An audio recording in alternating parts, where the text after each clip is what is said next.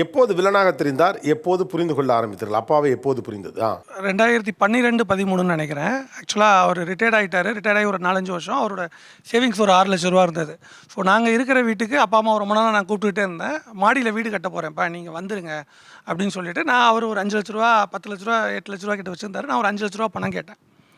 சட்டுன்னு முடியாதுன்ட்டார். இல்லைப்பா முடியாது, கொடுக்க முடியாது அப்படின்ட்டார். பயங்கர கோவம்.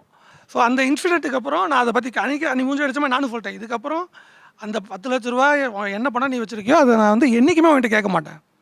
என் லைஃப் லாங் நான் அதை கேட்க மாட்டேன் அப்படின்னு மூஞ்சி அடித்த மாதிரி சொல்லிட்டேன். அந்த இன்சிடென்ட் அப்படியே முடிஞ்சு போச்சு. அதுக்கப்புறம் அவரும் அதை பற்றி பேசவே இல்லை. எங்கள் அம்மாலாம் தவறினதுக்கப்புறம் ஒரு நாள் வந்து என் கூட உட்காந்து என் கையை பிடிச்சிட்டு உட்கார வச்சு சொன்னார், இந்த பாருப்பா தம்பி, நான் ஏன் அன்றைக்கி அதை நான் தரமாட்டேன்னு சொன்னேன் அப்படின்னேன். அது ஒன்று தான் எனக்கும் அவளுக்குமான ஆதாரம். நான் 30 வருஷம் உழைச்சி சேர்த்து வச்ச சொத்து பணம் அது. ஸோ அதை நம்பி தான் என் புருஷன் என்னை கைவிட்ட மாட்டான், எந்த கண்டிஷனையும் அவனுக்கு ஒரு மரியாதை இருக்கும்னு நினச்சி வச்சுருந்த பணம் அது. அதை வந்து நான் எப்படி என்னால் கொடுக்க முடியும்? அதனால தான் அங்கே எனக்கு பொண்டாட்டியா பிள்ளையான்னு பார்க்கும்போது எனக்கு பொண்டாட்டி தான். ஸோ அவளுக்கான நம்பிக்கை தான் அது. அந்த ஒரே காரணத்தினால தான் நான் கொடுக்க மாட்டேன்னு சொன்னேன். இன்றைக்கி அவள் இல்லை, நீ என்னை பார்த்து பார்க்குற நம்பிக்கை எனக்கு எப்பயுமே இருக்குது, என்ன வேணால் எடுத்துக்கோ நீ அப்படின்னாரு. நான் வேணா கூட என் பிள்ளைகள்கிட்ட நிற்கிறேன், என் பொண்டாட்டி வந்து நிற்கக்கூடாது. அதுதான் காதல்.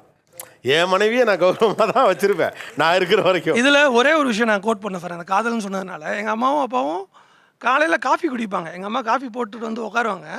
உட்காந்துட்டு ஒரு 45 நிமிஷம் மினிமம் சாலிடாக, இன்றைக்கி நான் என் ஒய்ஃப்ட்ட ஃபுல்லாக எப்போ பார்த்தாலும் நம்ம ஒரு 5 நிமிஷம் கூட ஸ்பெண்ட் பண்ணுறதில்ல. 45 நிமிஷம் அந்த காஃபியை உட்கார வச்சுட்டு சுகர் எடுத்துகிட்டு வருவார் இவர். உட்காந்து அது கலந்து அந்த ஒரு 2 காஃபி கப்பில் அவ்வளோ அந்யூன்யம் பரஸ்பரம் இருக்கும்.